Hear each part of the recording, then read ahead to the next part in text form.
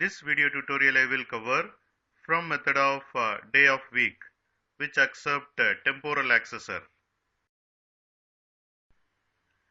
Here I have defined the class day of week demo. Here I have created local date object.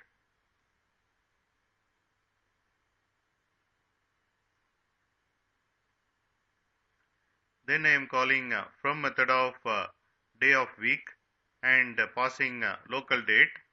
Local date is type of temporal accessor.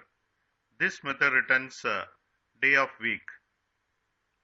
Here I called now method, so it returns today date, and today day is Sunday, so we will get Sunday.